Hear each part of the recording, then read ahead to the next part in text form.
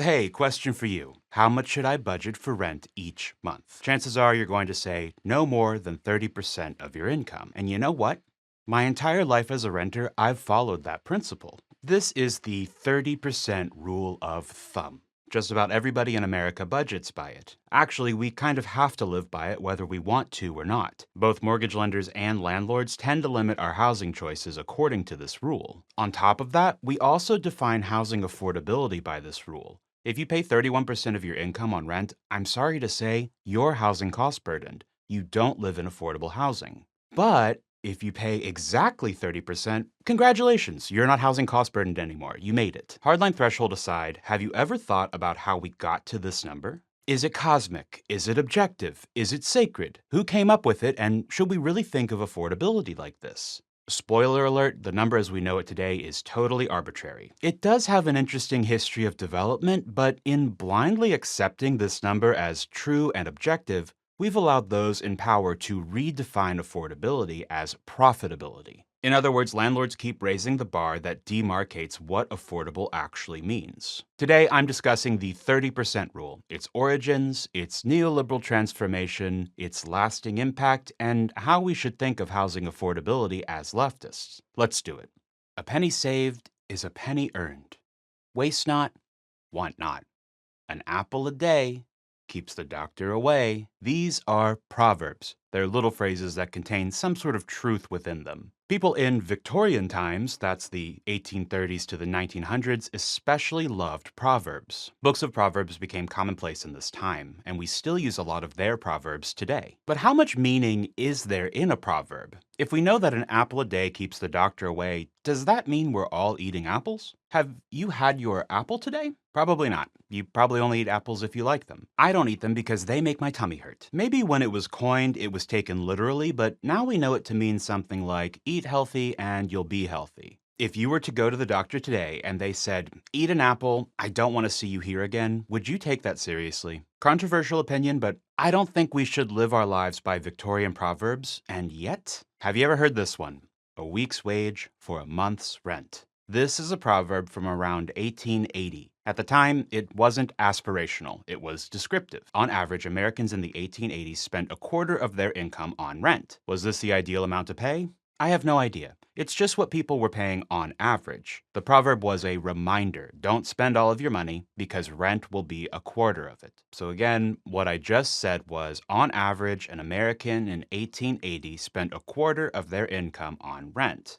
On average. But for low incomes and for high incomes, this was not the case. In the 1870s, a Prussian economist was able to prove this. He found that lower earners paid proportionally larger rents and that higher earners paid proportionally smaller rents. This discovery grew to prominence at the same time as the week's wage, month's rent proverb, but there was one problem for the Prussian economist. He couldn't come up with a fun little saying to help people remember his research. So since before it even became a popular phrase, the week's wage, month's rent principle was already debunked. Not only was it not true for people further away from the average income, it didn't even describe an ideal situation. It was literally just a cute little thing to say that rang true for middle-income people. With everyone yapping about this proverb all the time, it inevitably evolved into a rule of thumb. At this stage of its life, it was the 25% rule of thumb. The elevation in status came from the home loan industry. By the 1920s, home ownership was becoming more viable to many Americans. Still, loans at the time could require up to 50% down payments and total repayment within 3 to 10 years. This is wild, right?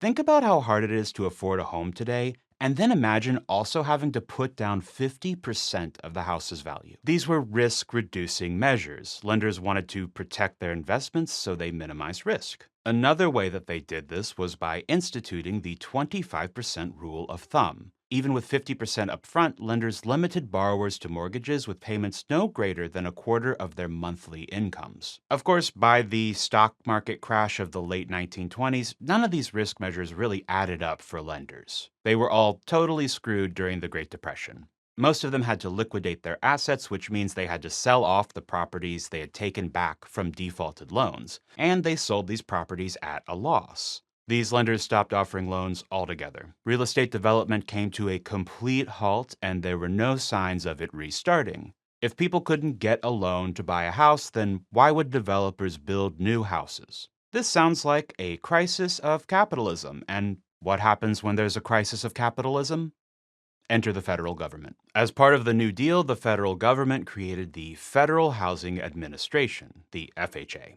The FHA insured home loans. This meant that private lenders could once again offer loans and the federal government would take on the risks of default. The FHA modernized the home loan by greatly decreasing the down payment needed and greatly increasing the term window. But the FHA didn't want a bunch of defaulted mortgages just like the private market, so they managed risks just as private lenders would have. They developed several indices to assess risk. One of them was, you guessed it, the 25% rule of thumb. Now, did they decide this after rigorous study? Did they take the time to determine if 25% was truly affordable? No, of course not. Here's what the director of FHA underwriting said about adopting the 25% rule. Everybody agreed. Everyone knew the rule and assumed it was a reasonable limit.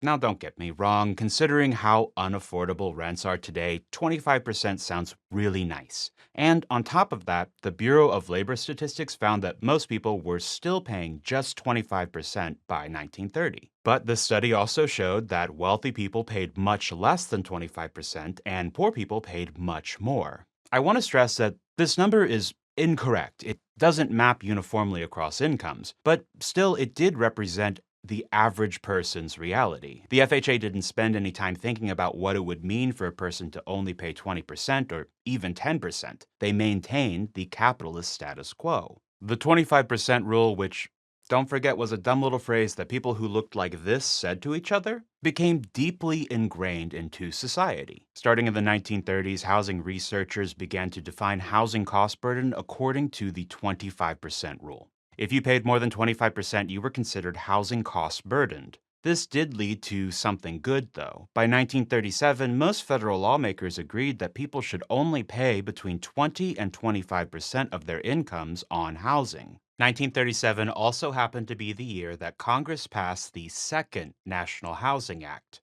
In the original act, tenants in the newly formed public housing system were supposed to pay just 20% of their incomes on rent. Well, supposed to. Local public housing authorities across the country interpreted the act inconsistently. Between 1937 and 1969, sometimes 20% was the rent ceiling and sometimes it was the rent floor. Under President Nixon, Congress passed the Brooke Amendment in 1969, which resolved this issue. The Brooke Amendment set the minimum rents for all federal housing subsidies at 15%. The maximum was pushed back to 25% from 20%. We had a short-lived and highly flawed era where 20% was the rent cap, but we should remember that that happened. Now, this might sound like a progressive policy under Richard Nixon's watch. Sounds like maybe old Dick wasn't so bad. Of course, if you know anything about the history of housing, then you would know that Nixon is where the housing crisis really accelerates. In 1974, the Department of Housing and Urban Development, HUD, initiated a major shift. That is, the replacement of our public housing construction program with a landlord subsidy. This is the Section 8 or Housing Choice Voucher program. Even though this did send us into the bad timeline, tenant contributions under Section 8 were capped at 25%.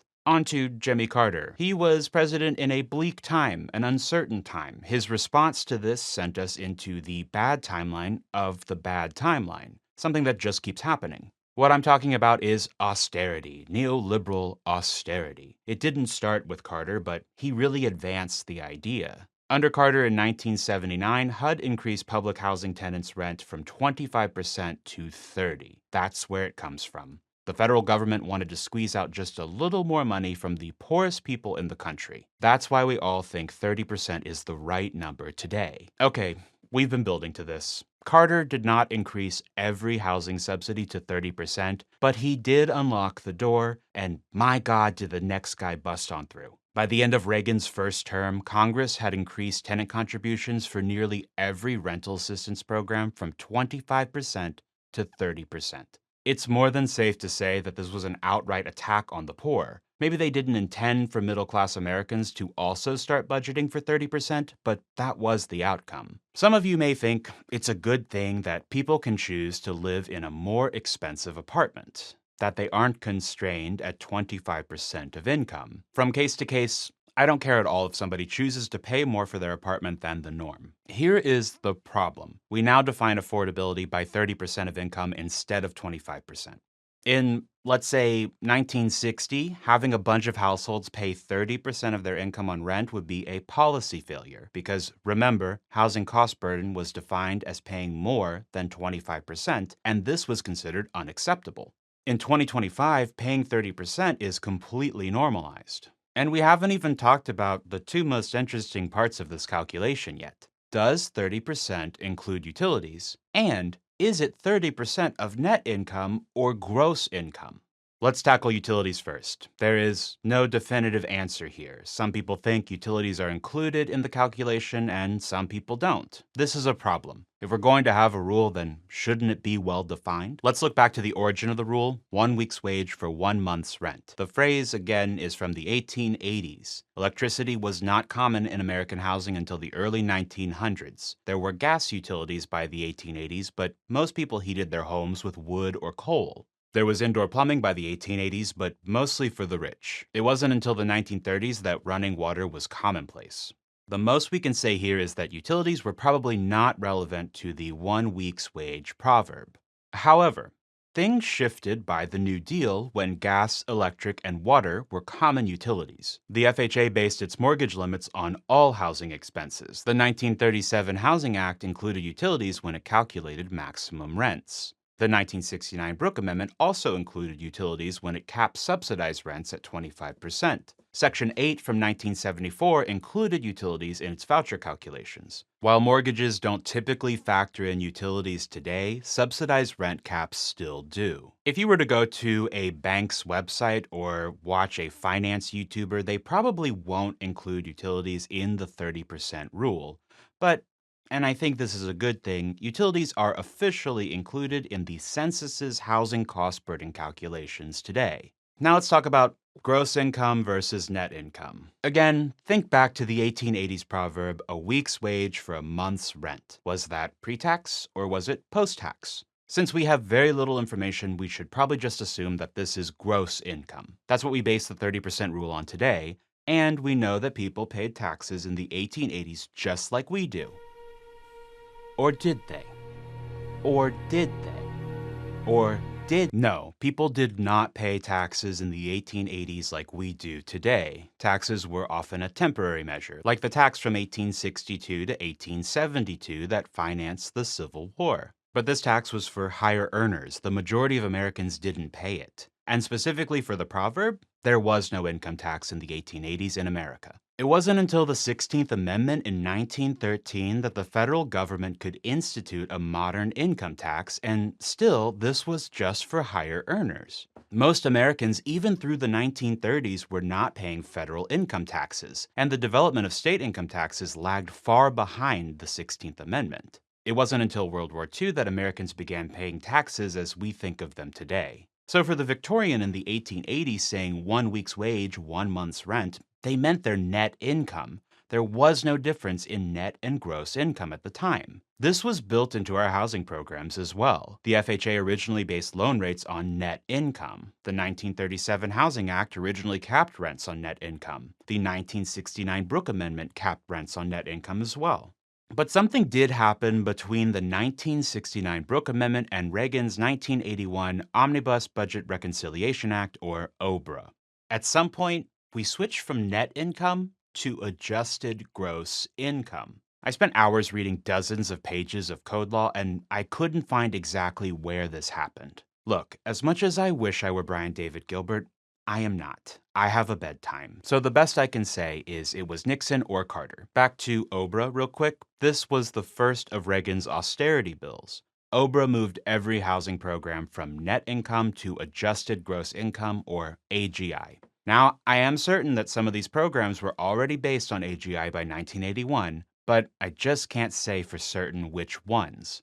By the way, OBRA was that act that moved almost every housing program to 30% from 25. AGI allows lower income people to deduct expenses from the gross income they report. These are things like alimony payments, education expenses, some types of loan interest, and some medical expenses. AGI is better than nothing, and in some cases, it might be even lower than a person's net income, but it's safe to say that the total shift from net to AGI was, again, a means of punishing the poorest people in this country, to extract as much wealth out of those who struggle the most. Also, that the Reagan administration and Congress could lower taxes on the super wealthy. Whether we include utilities or not in calculating affordability doesn't make a huge difference, but the difference between 30% of net income and 30% of gross income is immense for most people. What I want you to see is that this was an ideological decision. The New Deal vision, which was also ideological, was 20% of net income. We eventually landed at 25%, and then following the anti-poor legislation of Carter and Reagan,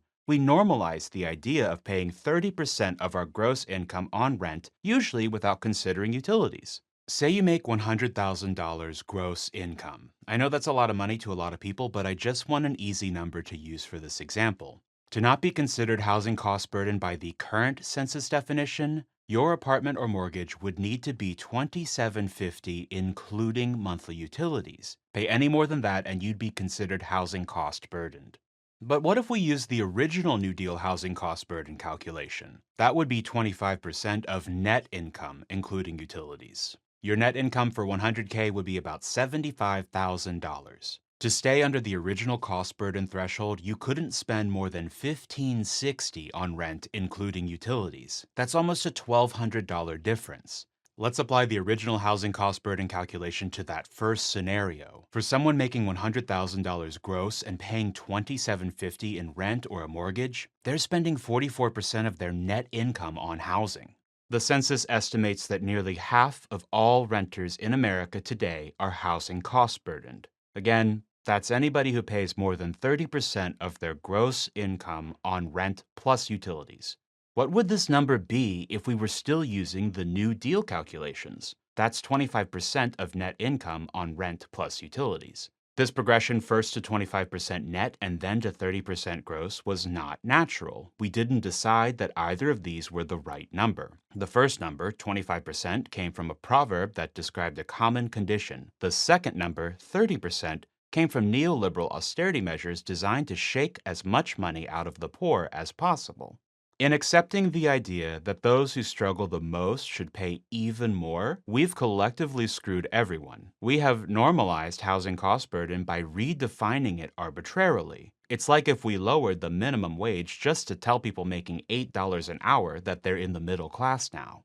I don't know exactly what to do with this information. We have very much lost this battle for the moment. When so many people are housing cost burdened, getting back to under 30% gross income sounds great. I don't blame them, and what could we even do? At its very best, YIMBYism has only delivered a slowing of the rate of rent increase, which is not a decrease. Rent control is illegal in most of America, and on top of everything else, we know that landlords are colluding to increase rents with apps like RealPage. Actually, they can even use things like Zillow to set higher rents legally through simple comparison. Landlords will always want to increase our rents. If we do nothing, the cost burden bar will keep rising. I saw so many websites that said we should ignore the 30% rule altogether and pay even more. Eventually, if we do nothing, this too will become normalized. As leftists, we need to take the history of this arbitrary number into account. As we plan out the platforms of transition that hopefully will win over the working class, should we really preserve this number?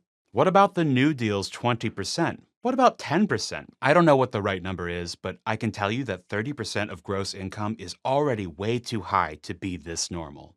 Thank you for stopping in. If you like what I do, consider becoming a patron. For just $3, you get a monthly video, sometimes access to early releases, and a more direct way to communicate with me. Consider becoming a patron to help this channel grow. Otherwise, thank you so much for being here, and I will see you in the next one.